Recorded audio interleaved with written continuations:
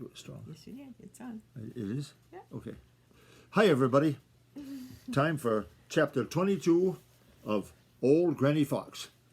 And the name of this chapter is Granny Fox Plans to Get a Fat Hen. Now, first of all, let's see.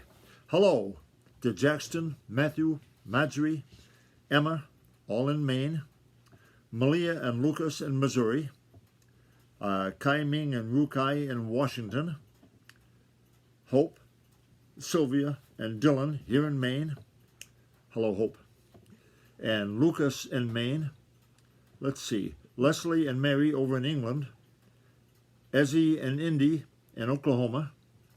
Kayla here in Maine. And let's see now. Sylvia, Macy, and Lillian also here in Maine. Hello, everybody. Now, I think we've got some who joined us recently. I want to show those people that picture that the rest of you have seen of Granny Fox and Reddy Fox in Farmer Brown's hen house. Now I got to find the picture. Let's see.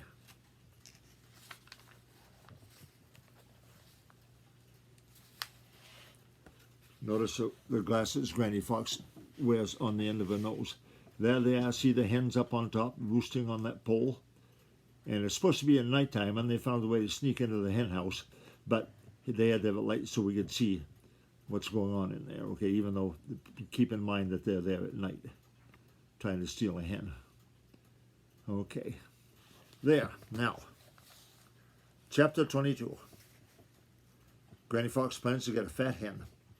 Full half success for fox or man is won by working out a plan, and that's a saying from old Granny Fox.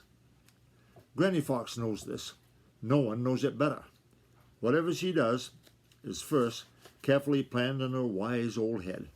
So now, after she had decided she and Reddy would try for one of Farmer Brown's fat hens, she lay down to think out a plan to get that fat hen. No one knew better than she how foolish it would be to go over to that hen yard and just trust to luck for a chance to catch one of those biddies. Biddies, remember, is another word for a hen. Of course, they might be lucky and get a hen that way.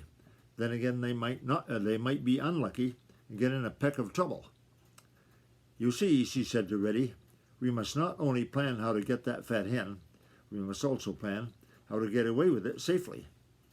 If only there was some way of getting in that hen house at night, there would be no trouble at all. I don't suppose there is the least chance of that.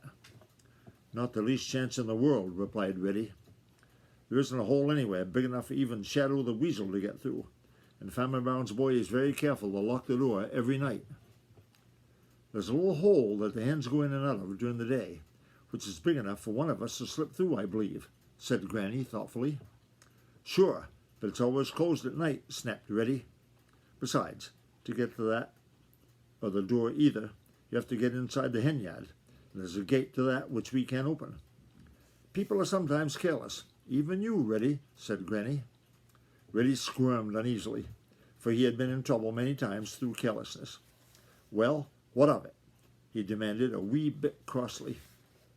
Nothing much, if only that hen yard gate should happen to be left open, and if Farmer Brown's boy should happen to forget to close that little hole that the hens go through, if we happen to be around at just that time. Too many ifs to get a dinner with, interrupted Reddy. Perhaps, replied Granny, mildly, but I've noticed that it's the one who has an eye open for all the little ifs in life that fares the best. Now, I've kept an eye on that hen yard, and I've noticed that very often Farmer Brown's boy doesn't close the hen yard gate at night. I suppose he thinks that if the hen house door is locked, the gate doesn't matter. Anyone who is careless about one thing is likely to be careless about another. Sometimes he may forget to close that hole. I told you we would try for one of those hens tomorrow morning, but the more I think about it, the more I think it would be wiser to visit that hen house a few nights before we run the risk of trying to catch a hen in broad daylight. In fact, I'm pretty sure I can make Farmer Brown's boy forget to close that gate. How? Demanded Reddy eagerly. Granny grinned. I'll try it first and tell you afterwards. I believe Farmer Brown's boy closes the hen house up just before jolly, round, red Mr. Sun goes to bed behind the purple hills, doesn't he? Reddy nodded.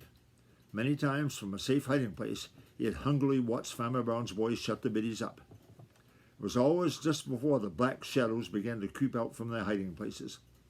I thought so, said Granny. The truth is, she knew so. There was nothing about that hen house and what went on there that Granny didn't know quite as well as Reddy. You stay right here this afternoon until I return. I'll see what I can do. Let me go along, begged Reddy. No, replied Granny, in such a decided tone that Reddy knew it would be of no use to tease. Slow down. Sometimes two can do what one cannot do alone, and sometimes one can do what two might spoil. Now we may as well take a nap until it's time for Mr. Sun to go to bed. Just you leave it to your old Granny to take care of the first of those ifs. For the other one, we'll have to trust to luck. But you know we are lucky sometimes. With this, Granny curled up for a nap, and having nothing better to do, Reddy followed her example. And that is, yes, the end of chapter 22. We'll read another chapter soon. Okay, bye-bye, everybody.